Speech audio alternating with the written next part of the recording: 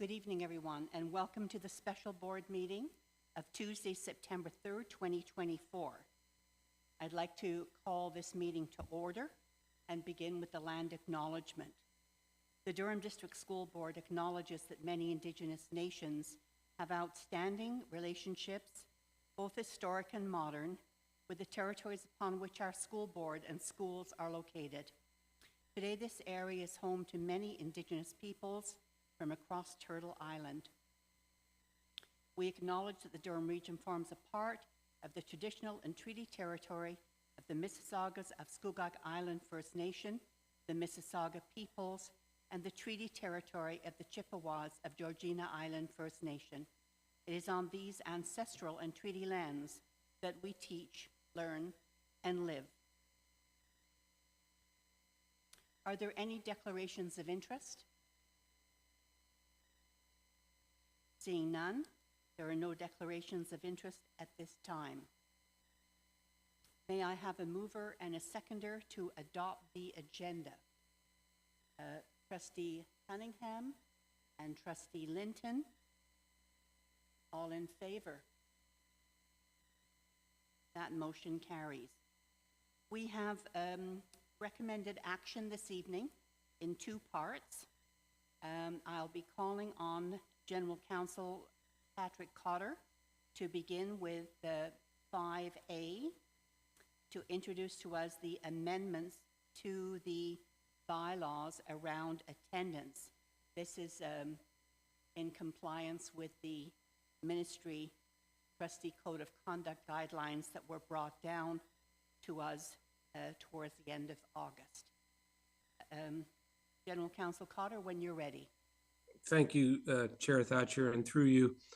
The report can be found at page 1 of the package, and we'll do, as Chair Thatcher noted, we'll deal with this in two separate pieces. So the first piece is amendments to the bylaws that are required by virtue of Ontario regulation, changes made to Ontario regulation 46397 by virtue of regulations that were made over the summer, regulation 31324. So the requirements amend the requirements for meeting attendances for trustees and electronic participation in meetings. That required changes to our bylaws, sections 5.7 and 5.8 of our bylaws. Our bylaws also had a separate section regarding participation in meetings, which was at section 9.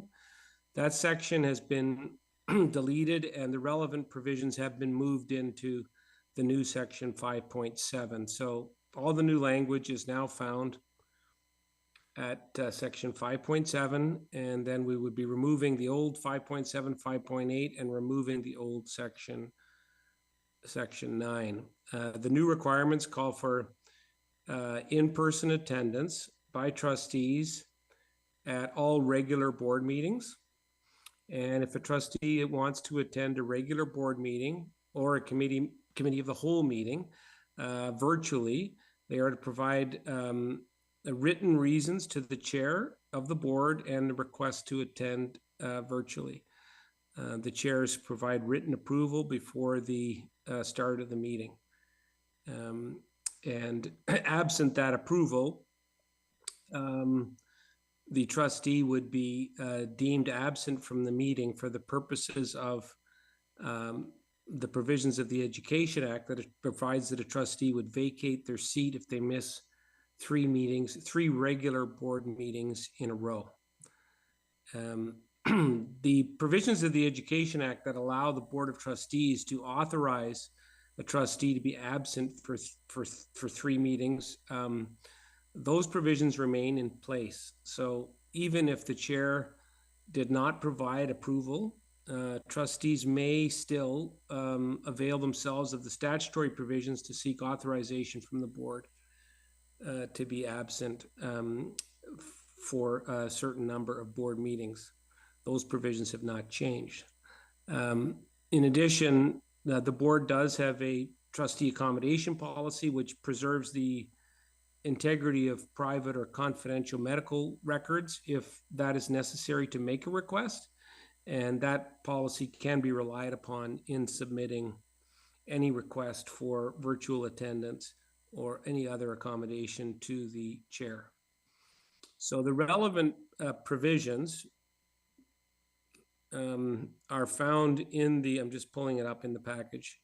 It's a problem with being remote here. I have to deal with computers. Page 10 of the package, you'll see the black line version of the, or the track changes version rather, of the consolidated bylaw. 5.7 is all new. And we've deleted what used to be 5.7 and 5.8 and deleted section 9. So, subject to any questions you may have, that is the report on the electronic meeting attendance. Happy to answer any questions or discuss any of the provisions. And my apologies for not being there in person. I'm still under the weather, and it's best that I'm as far away from you all as possible. Thank you. Councillor Cotter. I'll go to Trustee Oldfield. Thank you, and through you, Chair. I just wanted to make sure I hadn't missed anything here, but on page 4, section 7.5, it lists the reasons why someone could be absent, what the chair or vice chair would be able to approve an absence for. And I don't see, and I just want to make sure I haven't missed it, that if a trustee actually had a work commitment, because people work and people don't necessarily work 9 to 5, work jobs on shifts, 4-hour shifts, all first responders, people like that. Anyway, I want to make sure I'm not missing it somewhere else in here, but that is not an excusable absence, is I'm checking. Thank you, and through you, Chair Thatcher. So the exemptions that are listed in section 5.7 are extracted straight from the regulation. So if it's not there, then it's not part of the legislated reasons for attending virtually.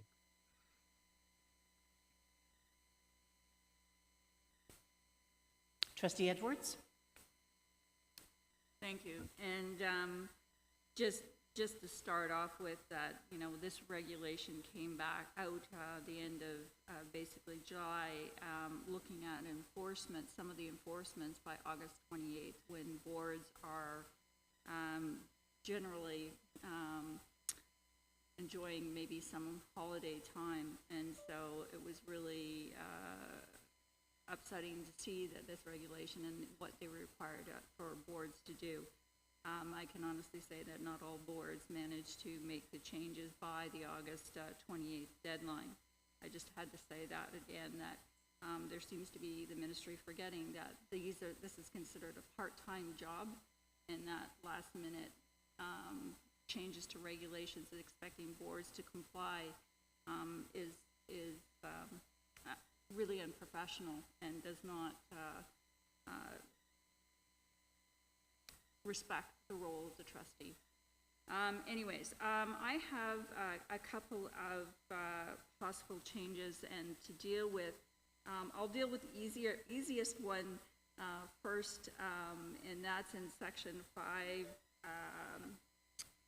5.7.14, and just the last sentence, there's only 2 sentences, the last sentence says, even absent public participation in electronic means shall be made available for the public. I was just looking at and changing that first part to even if there is no public participation. I just think it makes it a little bit more clear for the public.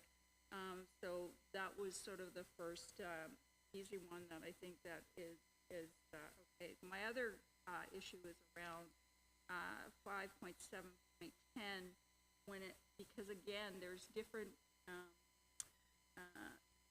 dates when the different things have changed, and it makes it difficult when you're talking about a term of a trustee and then the board school or fiscal year. The term of the trustee goes from November 15th, 4 years, to November 14th. And then our board school year is from September 1st to August 31st. So it really was making clear. So I was going to make suggested amendments around a couple of the sentences, and I have just forwarded stuff. I had forwarded the stuff to Jillian so that our recording secretary, so that she has it. But it's around the first sentence. Instead of it's saying be present, it's pretty much adding the word each 12-month period and then adding of a term. So we're basically saying that they must be present at least half of the meetings of the board for each 12-month term period of a term. Basically 4 years in a term. Beginning November 15th, and it should be 2022 because that was in the regulation. I'm not sure how they're going to check. Also, I'm not sure how they're going to check some of these retroactively. They're saying that the start date is before, at the start of our term. They're actually going to validate some of the absence for that. And the second sentence is fine right up to at least 3 regular meetings. Again, I'm adding for each 12-month period in bracket year of a term from November 15th to November 14th 4. And then the third sentence was commencing November 15th, 2024, trustees will physically at least one regular board meeting each 4-month period of each year in a term. Again, making it quite clear on how many times a board member has to be present within each year of the term. And just making a note in there as well that a term starts November 15th in an election year and ends 4 years later, on November 14th, to explain the term. And I know that Council Potter, you had no problem with some of the suggestions I was making, except for the last sentence. I wasn't quite sure on how to deal with that one. So Council Potter, go ahead. Thank you. Through you, Chair Thatcher. Yeah, so I don't have any concerns with any of Trustee Edwards' suggested changes, save and except for the last comment that Trustee Edwards made, which is the requirement for physical attendance for one regular board meeting for each 4-month period. That obligation commences November 2022. Rather than, I think the language that Trustee Edwards had used was commencing November 24. So that's the only change that I had to Trustee Edwards' suggested changes. Thank you. And thank you, Trustee Edwards, for submitting those changes in advance. And my question to you, Council Cotter, is that basically this is wordsmithing. I don't think that any of the changes that are suggested, and I saw them as well, I was in agreement as well, have actually changed the meaning of anything. Could I have your input on that? Yeah, I think that's fair. And in any event, I think what I would suggest is that subject to getting some consensus on that last point, that the motion eventually would just say that the changes in the agenda package be adopted subject to the amendments that were discussed during the meeting, and then we could just deal with it that way. But I think we still need some clarity on whether Donna is, Trustee Edwards is content with my suggestion on her last change to 5.7.10.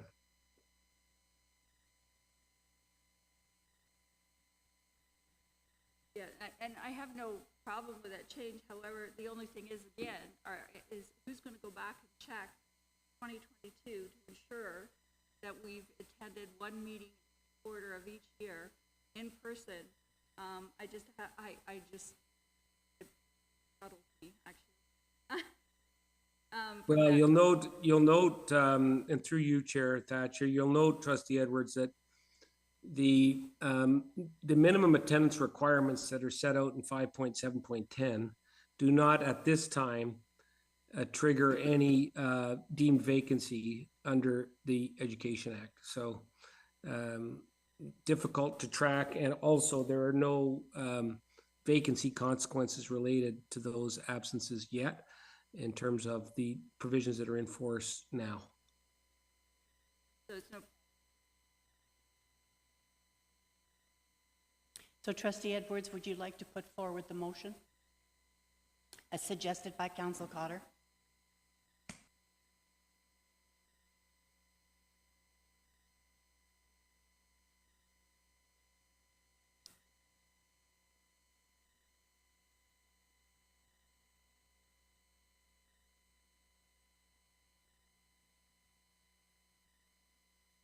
Try again. I'm, Okay. I would,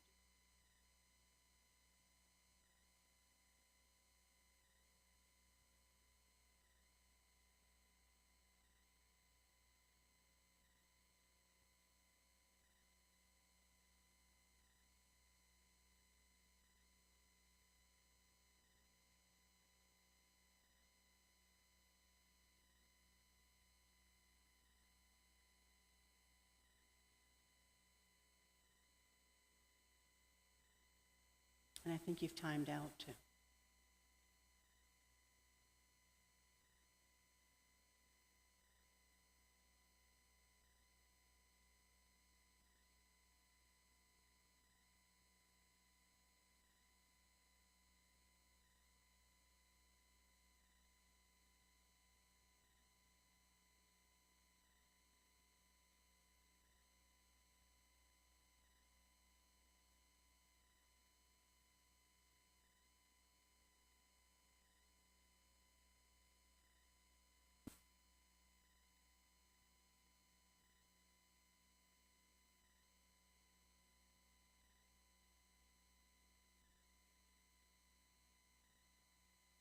Thank you, Jillian.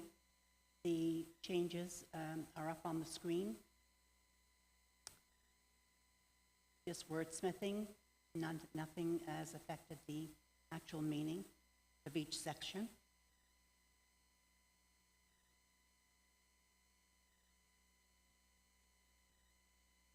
the last date there should be changed as we were previously discussing as November 15th, 2020. Yeah, 2022. Sorry, you did change it. Thank you. Council Cotter, would you mind repeating your motion, the motion that you put forward? Sorry, yeah, I would just suggest that the motion provide that the board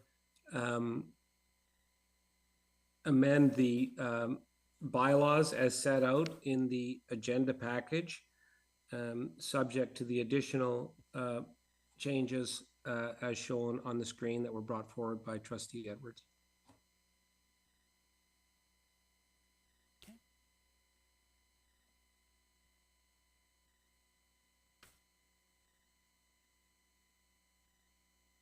Are you able to put that up on the screen, Jillian?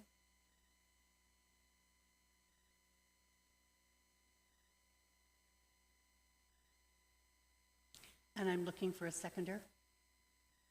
Trustee Cunningham, thank you.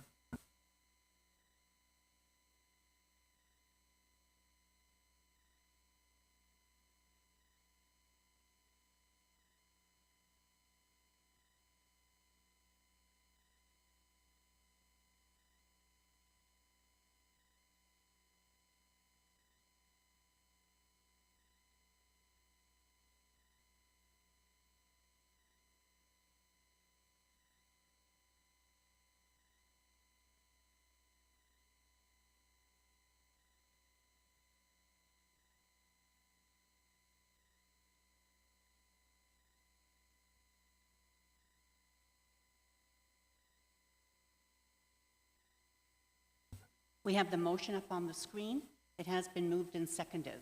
All trustees in favor of that motion, would you please raise your green check mark?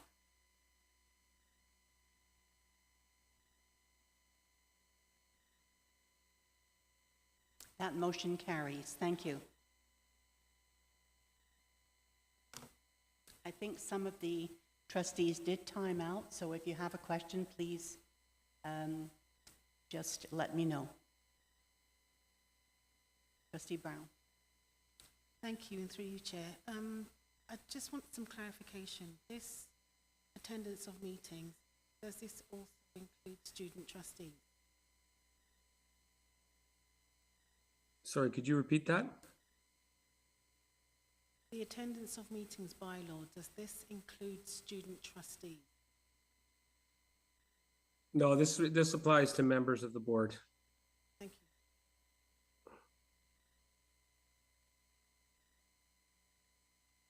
Trustee Linton. Thank you, and through you, Chair. Trustee Oldfield had brought up some points, and although I'm aware that we're empathetic, board, I do have concerns in terms of subjectivity of some of these reasons or rationale why someone may not be able to attend the meeting. So I guess I'm wondering, one,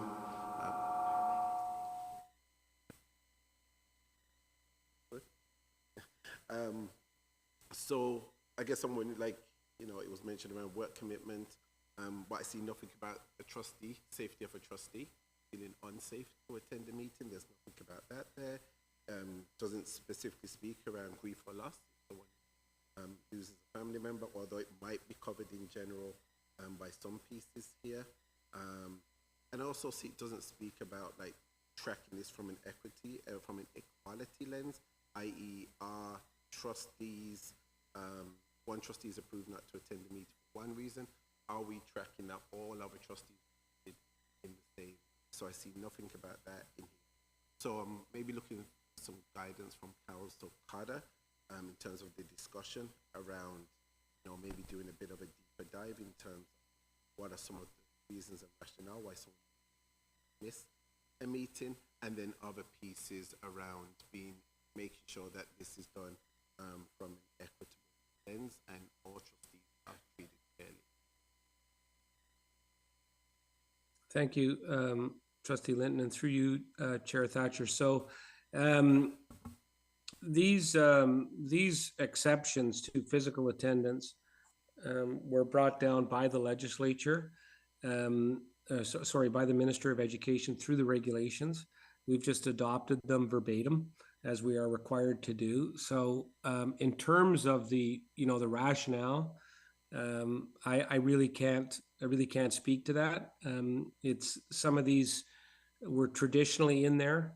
The first three had been part of some of the historic provisions around electronic meetings. For example, the chair used to have to attend for an electronic meeting, and these were some reasons why the chair might not be able to attend. So some of these are carried over from previous versions, but it's really not something that staff has adopted. This is straight from the regulation.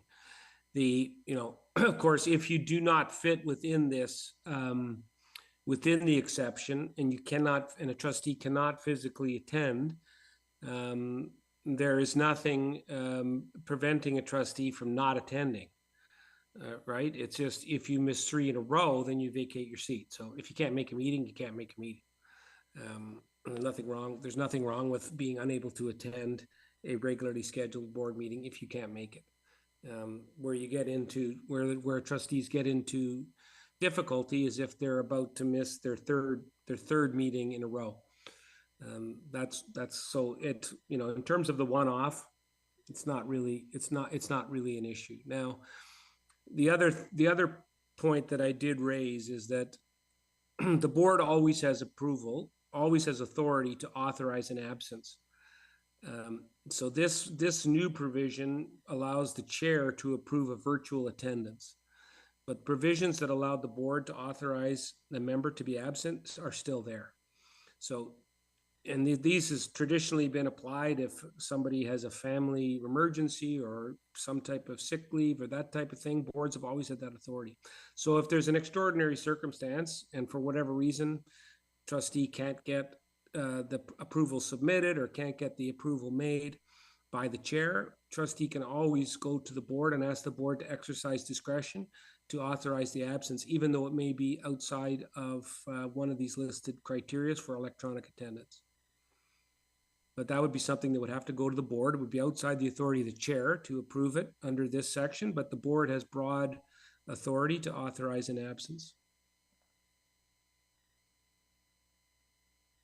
Thank you, Councillor Cotter. I'm going to go to Trustee Panillo. Thank you, Chair, through you. Thank you, Council Cotter, and those who've spoken before me. I think I'd be remiss if I didn't chime in, at least to add that I agree with much of what was said, particularly about equity and accessibility. I think this is a little bit of an oversight, I think, for what exactly this board and other boards like it across the province do. And when I look around the table and I see the diversity that sits here, and I think about our communities that we represent, and that we're 2 years into a term, and in 2 years folks are going to be looking to perhaps put their name on a ballot, I think a lot about what these type of changes coming down from the province mean for those folks who may not be able to now see themselves putting their names on a ballot because of these changes. I think we are very powerful, and it is very powerful when we can all be around this board table, but the reality is that life is unpredictable and pulls us in many different directions. And so, as we saw when COVID hit, the world did not stop. We pivoted, and we managed to make virtual appearances work, virtual voting work.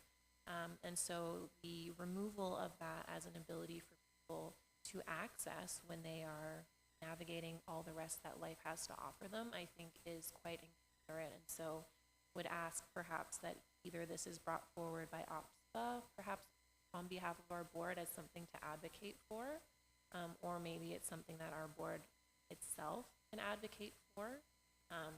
On top of those provisions that Trustee Linton had mentioned, there isn't necessarily something here that allows the chair to pivot to a virtual meeting in the event that there is an emergency, which again could arise whether it's another pandemic or whether it is something happens to this building and we are unable to meet. Yes, rescheduling is an option, but when you're given things that have a timeline and a time frame like what is in front of us, I wonder too where the provisions there are to allow for that flexibility. So all of that said, I don't have a choice but to adopt it at this point, but I also think it's important that we advocate not just for ourselves during the remainder of our terms, but also for those who will look to do what Trustee Edwards very clearly said is not a full-time job unless the province so wishes to change that. There. Thank you, Trustee Pinello. Trustee Cunningham. Thank you, and through you, Chair, I had a similar question to Trustee Pinello, and that is 5.7.4, number 2. The weather conditions do not allow the member to travel to the meeting location safely. We live in a board where we aren't too far from each other, and if there's a possibility of really bad weather, it could easily impact the entire board. So I wondered what the solution to that would be. Do we have to reschedule if no one is able to be present because there's no option to pivot to completely virtual? What happens if the weather is bad enough to impact everybody? Thank you, and through you, Chair Thatcher. So the regulations and the new provisions of the bylaw still allow for members to attend virtually. And to essentially have what is a virtual meeting. It does require that at least the chair and the director be there, but that does allow for provision of designates to fill that role. And you know, as long as there's at least somebody in the board office that could serve as in that function of a designate, meeting could operate. So I think it'd be unusual that we couldn't we couldn't have at least the minimum required to have a meeting. So just to be clear, virtual attendance is permitted still by all members of the board at any time. The only question is, if you do so without approval, what are there consequences? So, and this is what we've provided in our bylaw is, even if you don't have approval, you can attend the meeting. It just means that you're going to be deemed to be absent for the purposes of counting how many meetings you've missed and whether that'll vacate your seat. But as long as you have approval from the chair, then it's a full virtual attendance counts as if it's physical attendance. Thank you, Councillor Cotter. Trustee Miller. Thank you, and through you, Chair. I just wanted to add to the points that were already addressed by the members of the board. I find too that the list of exemptions does not acknowledge the diversity of the growth of the boards, and as well as our significant social gaps of its members, accessibility, and the structural barriers. Particularly in the Durham region, there are evidence of unreliable transportation. There's various cultural and community needs that would mean that some trustees do double the work. That's just the facts. So for me, we can't change it, but I do want to make those points clear, because I think the key thing for me is that we should be not looking towards barriers to serve well and do our duty. These exemptions should consider participation in an appropriate way and for access. So just following up with what Trustee Pinello had shared, I do think this points out some limitations in terms of accessibility, and I do support it, but I do know that we have to fulfill our duty by passing this, but I will make those points that I'm a little bit discouraged by the fact that the list is not exhaustive enough. Thank you. Thank you. Trustee Oldfield. Thank you. I think we've raised a number of really great points just here at our board. I'm sure there are boards all across the province who are raising these issues among many other issues, because the boards are so different across the province. I'm sure that OPSPA is probably dealing with this, but I would like, and I think that we should be moving a motion. I was hoping that Shailene would actually add and so move, but she didn't. So I would like to move that this board request our OPSPA representatives to raise these concerns with OPSPA, and to request that OPSPA put out to its members, survey the boards, its board members, about issues they foresee with this piece of legislation. And I'm open to amendments. That's just sort of me off the top of my head, but. Trustee Oldfield, if you wouldn't mind repeating that, we'll just get that up on the screen. Okay, I'll try. In the meantime. I move that this board request its OPSPA representatives to raise our concerns and to request that OPSPA survey its board members or its member boards regarding any issues they see coming out of this regulation. Looking for a seconder for the motion. Trustee Cunningham.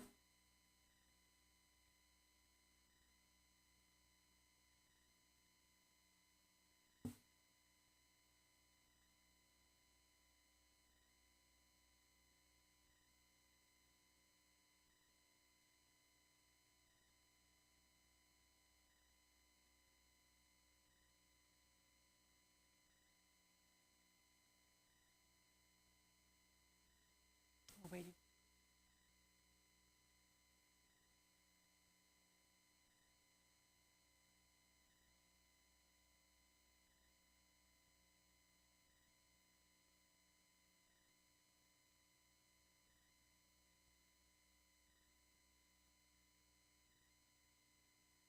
We have the motion up on the screen. It has been moved and seconded. Is there any discussion? Trustee Edwards. although I do agree with the motion, just to let you know that a letter has been sent to the ministry already by OPSPA around several issues around the regulation, all the issues on the regulation, because we're only dealing with one part that is due to be compliant by August 8th. But also the fact that on September 13th, we have a policy, we have in-person policy programs and education programs, which we have several representations around here. And one of the agenda items is this regulation and its attendance. So those, so the information that we are to bring is from our regions, the various concerns about that regulation, and particularly around attendance. So it is going to be done already. Thank you, Trustee Edwards. Any further discussion? All right, so we have the motion moved and seconded. Trustee Edwards assures us that she will be bringing those forward at the meeting on the 13th. If you're in favor of the motion, please raise your green check mark. That motion carries. Thank you.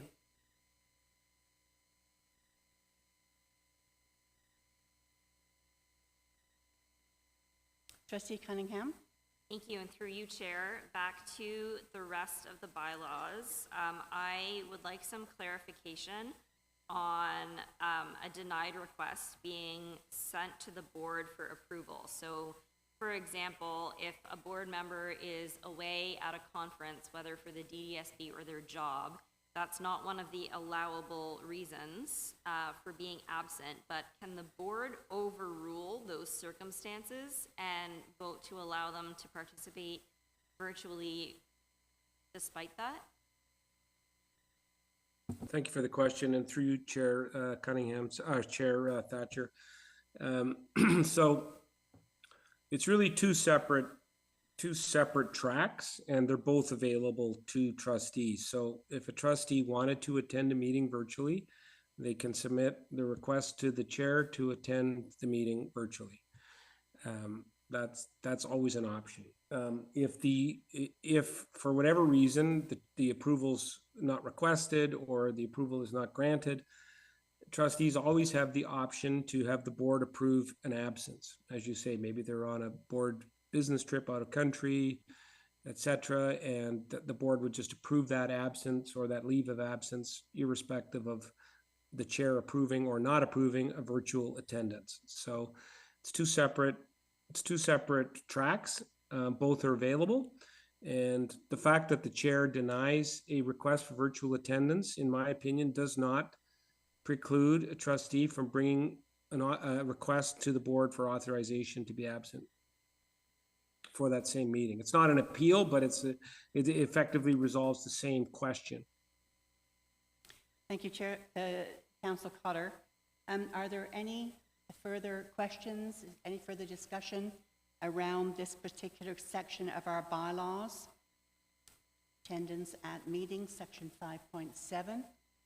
And I'm seeing none. I'd like to ask someone put a motion forward at this time that the Board of Trustees adopt the proposed amendments to the bylaws as noted in Appendix B of the report. Mover? Well, Chair Brown, Thatcher, if I might just interject. So I think because the microphones were timing out, some people had comments that didn't get made, but the appropriate resolution for the bylaws has already been adopted. So with your leave, Chair Thatcher, I would propose to move on to the second report dealing with amendments to the Code of Conduct, if I might. So moving on then to item 5B, the amendments around the Code of Conduct, and back to you, Councillor Cotter. Thank you, Chair Thatcher, and through you.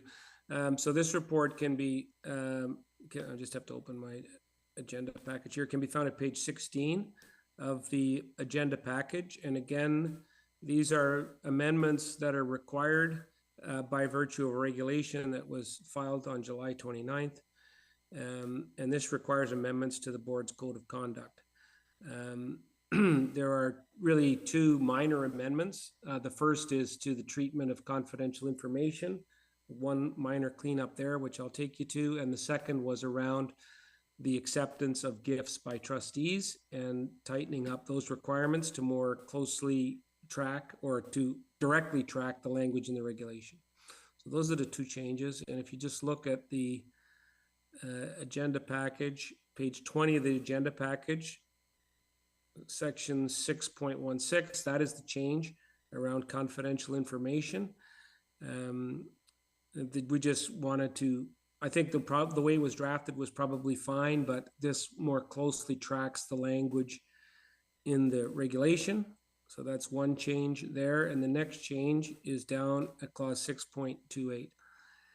We had a fairly robust provision around the acceptance of gifts or benefits, but it did not track exactly the requirements of the regulation. So we just deleted what we had and amended it to, or I'm proposing that the board amend it to just directly track the language in the regulation around the acceptance of gifts. So those are the only changes that are required. We have a pretty, as you know, a pretty robust code of conduct that was compliant with any of the other requirements. Those are the only two cleanups that that we felt should come to the board for consideration. Subject to any questions you may have, that is my report.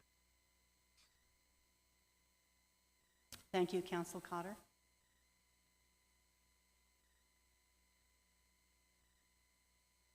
Trustee Morton. Thank you, and through you, Chair. Those changes are very minimal.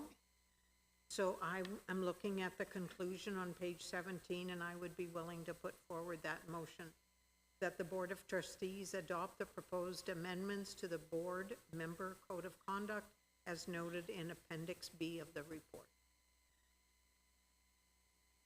Thank you, Trustee Morton. Looking for a seconder. Trustee Edwards. Thank you, Trustee Edwards. Is there any further discussion or any discussion?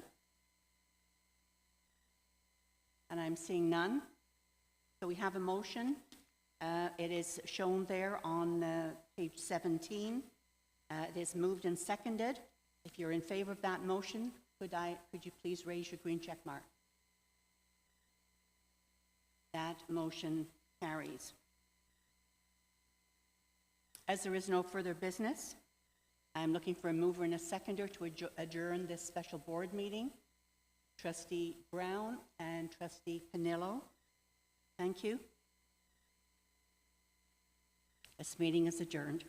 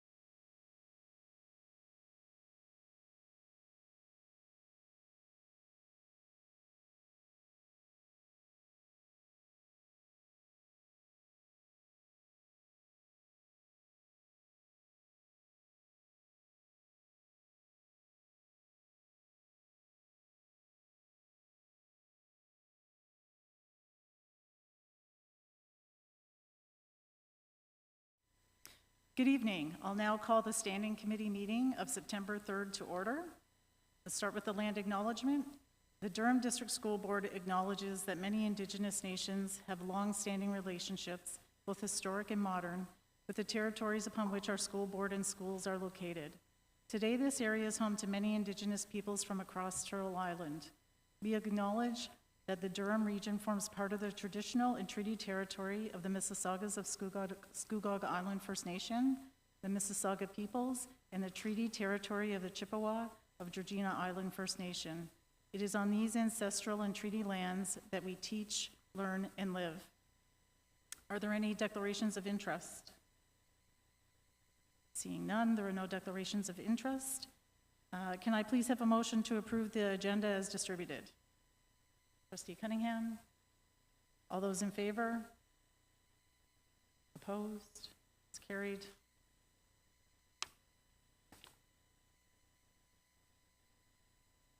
Okay, moving on to recommended actions. Can I please have a motion to approve the draft minutes of the Standing Committee meeting of June 3rd, 2024? Trustee Pinello? All those in favor? Opposed? That's carried. Moving on to information items. First up is the student trustee report. And I'll go to student trustee Kayla Hoare.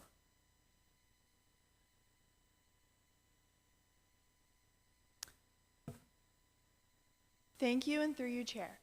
To reintroduce myself, my name is Kayla Hoare, and I am a grade 12 student at Port Perry High School, and this will be my second year serving as a student trustee. I will continue to prioritize highlighting student voices, opportunities, and fostering a stronger outreach between DDSB's primary and secondary schools for the duration of my term. It is great to be back at the board table. On September 19th, we will hold our inaugural Senate executive meeting from 11:30 a.m. to 3:30 p.m. This will give our new team the opportunity to discuss and plan for the upcoming year. Later that day, from 5 to 7 p.m., we will have our first Senate General Assembly, and we are very excited to kick things off and reconnect with both our new and returning senators.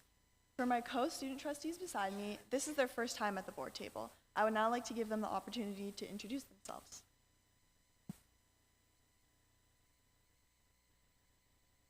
Thank you, and through your chair. My name is Shampavi Vijaya Kumar, and I am a grade 12 student at J. Clark Richardson Collegiate. This year marks my first year as a student trustee, and I'm honored to be at the board table today. I'm excited to embark on this new experience with my co-student trustees. I look forward to actively participating and working to create a positive change within the school board. Thank you. Thank you, and through you, Chair. My name is Natishan Bhupal-Sundara, and I am a grade 12 student at McLaughlin Collegiate and Vocational Institute. This will be my first year as a student trustee.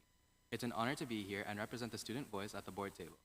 During my term as a student trustee, I would like to work alongside my co-student trustees to continue to foster a positive and inclusive environment for those in the Durham region. That's all for this month, and we're happy to answer any questions. Thank you. Are there any questions from trustees? Trustee Cunningham? Thank you, and through you, Chair, I just wanted to send a welcome to our 3 new trustees. We're happy to have you.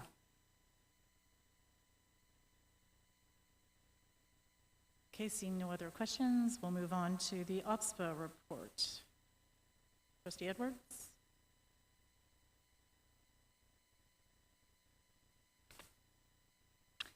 Thank you. The OPSPA report can be found starting on page 8 of your package.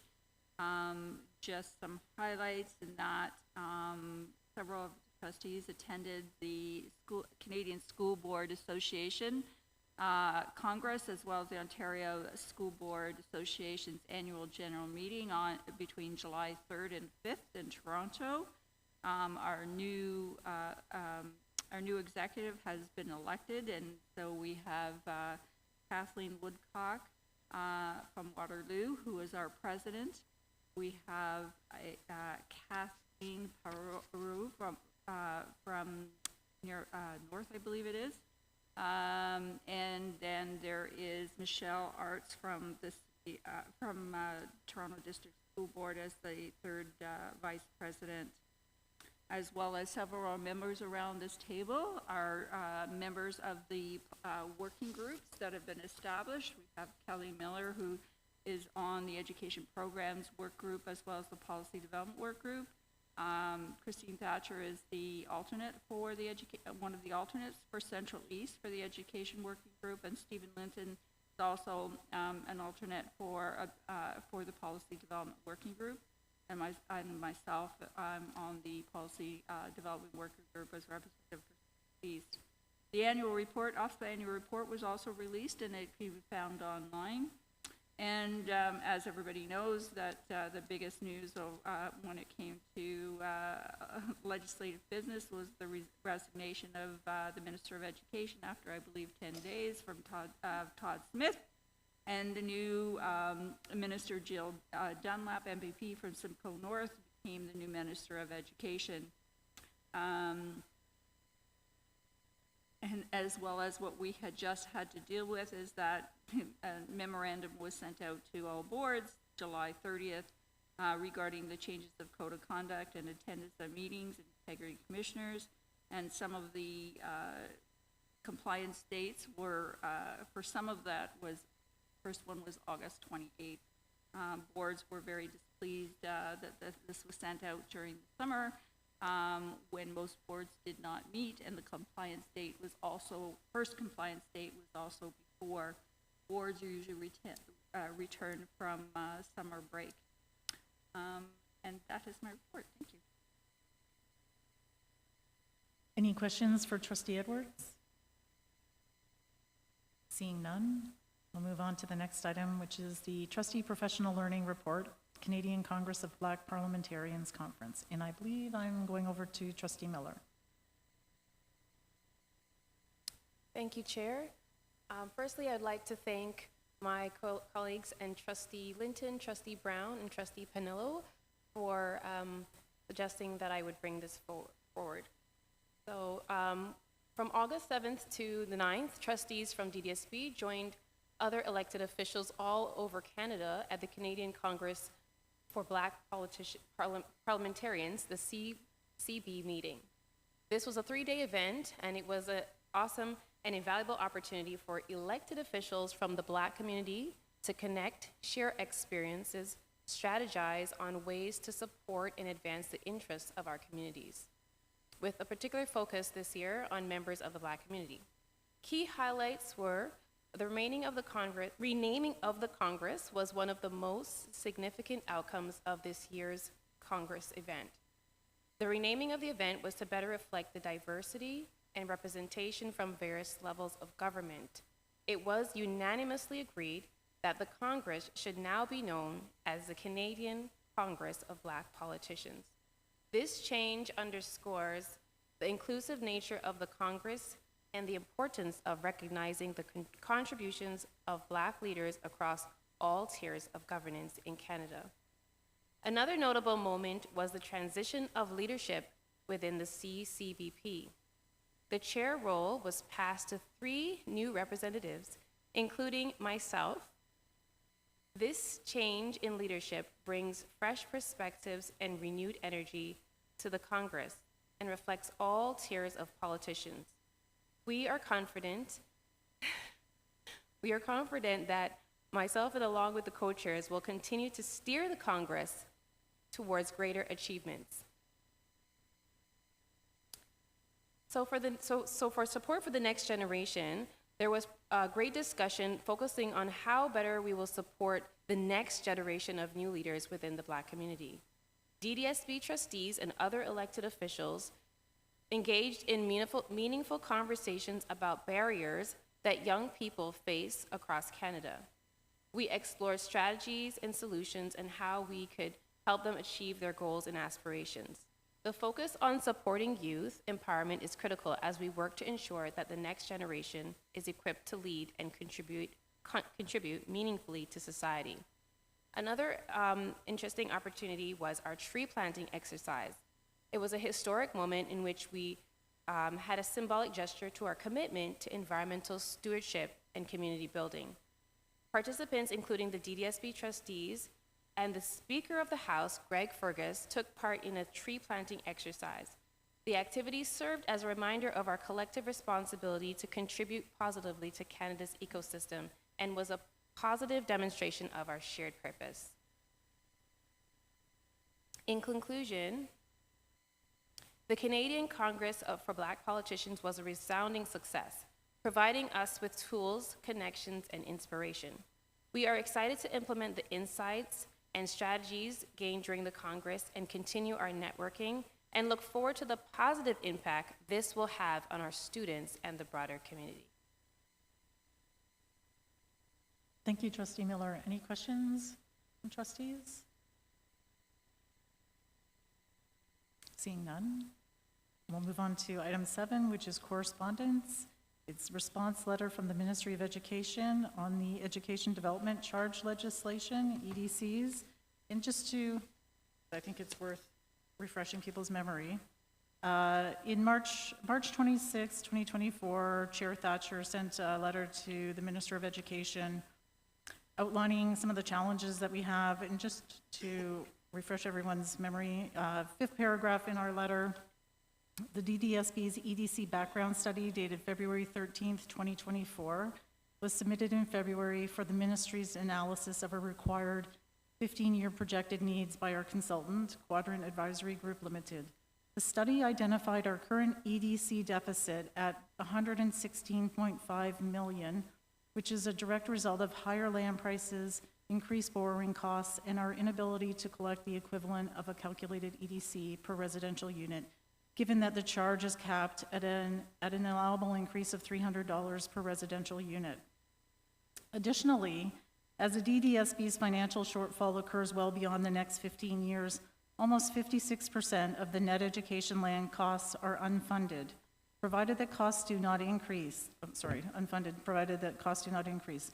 This makes the DDSB unique in that while growth-related expenditures are expected to continue with housing growth beyond year 15, the revenue stream will continue to be limited to the cap until years 24-25. An additional $56 million in funding, as identified in the study, is required by 26-27, but there is no commitment. There is no committed and available funding source at this time. However, as we move through another 3 bylaw adoptions over the next 15 years, and assuming the growth rates remain stable and costs don't exceed the projected land and site preparation values, there would be an expectation of an additional $300 million in expenditures every bylaw period, and for which there is no additional funding unless the cap is lifted. So further in our letter to the minister, we requested that the Ministry of Education remove the cap on EDCs to enable us to meet our obligations to our communities to provide new schools on school sites in growth areas where none currently exist, and that the Ministry of Education provide us with sufficient funding to address the increasing shortfall in EDC collections directly attributed to the impact of the cap since 2019. In response, we received 3 months later a letter from the Assistant Deputy Minister, which essentially was the Ministry of Education values feedback provided by the school boards and stakeholders. As you have noted in your letter, removing the cap on annual EDC increases would require an amendment to the Education Act. But we saw how quickly they can do that. The ministry thanks you for your feedback and will take this under advisement. I understand the ministry staff have been in contact with Durham District School Board. As the school board continues to review their financial outlook, ministry staff are available to discuss further. So I'm going to see if there are any comments. I do have a question for Associate Director David Wright, but I'll go to Trustee Morton first.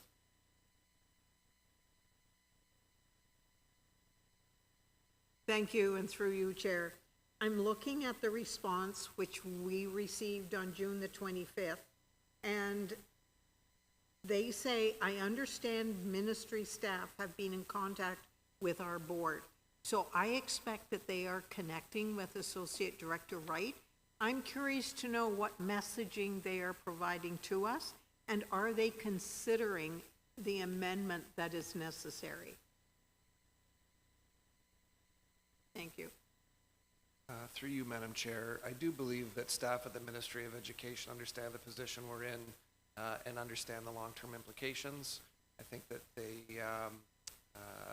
we've spoken to ministry staff, I think, on 4 separate occasions since June of last year, different levels of staff. We haven't received any traction so far. I don't know what travels they will need to take to try and pursue this on their end. So outside of having had a sympathetic ear, we really have not improved our position. Trustee Cunningham. Thank you, and through you, Chair. This is a bit of a non-response. This is very much a form letter that doesn't give me confidence that they're genuinely considering our proposal, which I find a bit concerning that they're not really taking as much feedback from the Board of Trustees as I would like them to. I just want to go on the record saying that I don't see anything in this letter showing that they're giving consideration to it, rather than just writing it to check something off their to-do list.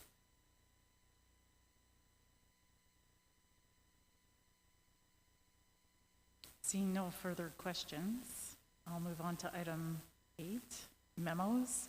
They're at page 13 or 14 and page 15 and 16, the early reading screeners and the 2024-2025 school year start. Any questions from trustees? Seeing none, that takes us to item 9, and that is adjournment. We are adjourned.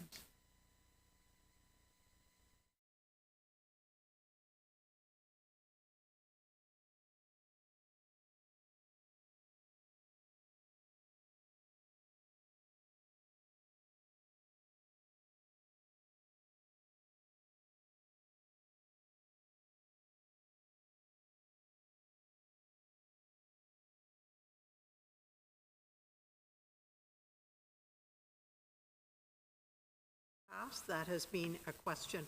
I'm curious to know, do we have supply drivers? Through you, Madam Chair, yes, my understanding is that we do have a roster of supply drivers as well.